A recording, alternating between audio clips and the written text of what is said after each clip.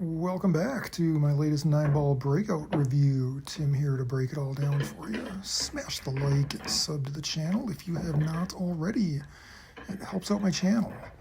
So today, we're talking about essential cue ball control.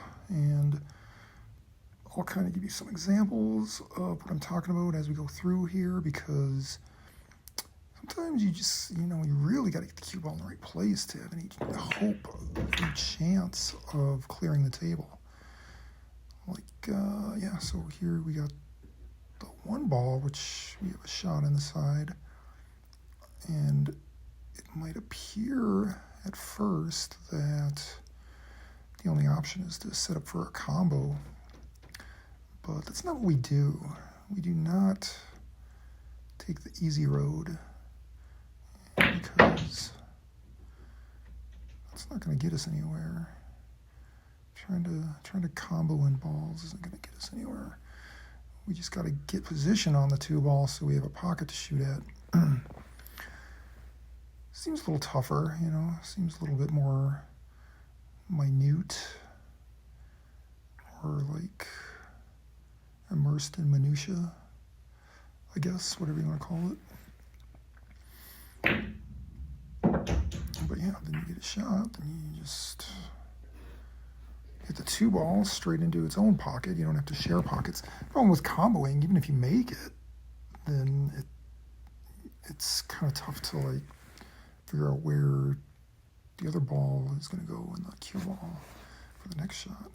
Here I got to bank the 3 across the corner and then come around for the 5 here.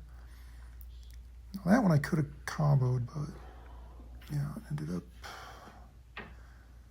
up sitting like that, so that's fine. The goal here is to hit this one in softly and not get behind the 9-ball. So that's the mission. Don't get safety behind the 9-ball on this. So I just want to hit it soft with draw, kind of hit down on the cue ball to get it to come just out to a reasonable spot. We're going to have a shot at the 6. Since it's pretty close to the pocket, shouldn't be too hard, but I don't want to let it go wandering toward the middle of the table and get in a weird spot. I have a real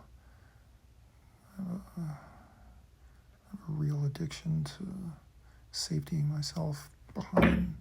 If there's a possible ball to sit behind, I seem to always find it. So I'm making a conscious effort to avoid going behind balls, since it seems to just be a habit I have trouble breaking.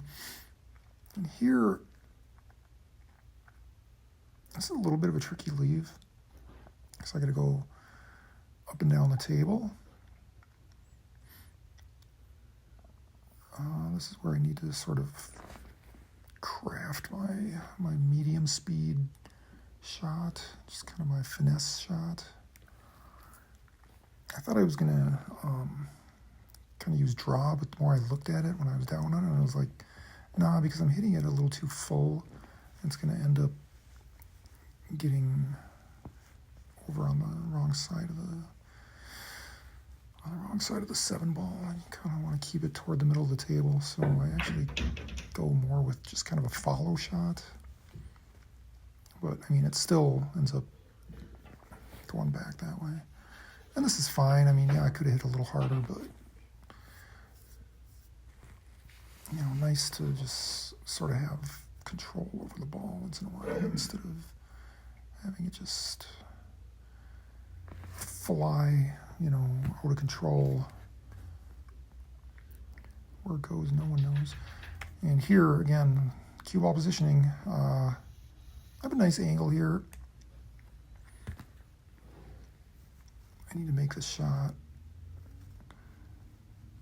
This is definitely a missable shot. It's kind of in between, sort of 30-degree angle. but I'm drawing it as much as possible, and I don't want to hit it too hard, but it's got to come over 2 rails and get behind the 8. So I really want to use a lot of draw on this. Since I'm from distance, it's not going to go like straight over into the pocket or anything, because it's basically going to take more akin to its natural path from that distance. You know, if I would have drawn it even more, I might have even ended up closer to the 8. But I mean, this is a pretty good result. It's a nice shot. And this one, it's tempting to try to draw this one.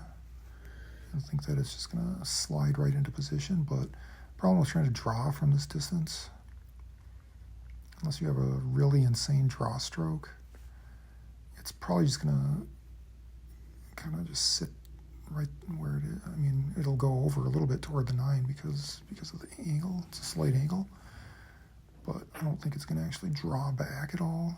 It'll probably just kind of it'll just kind of stop there, and I'm not going to risk like trying to stroke the heck out of it to try to get some draw and risk missing its shot. So as much as I hate follow, I don't hate it, but like, I don't know,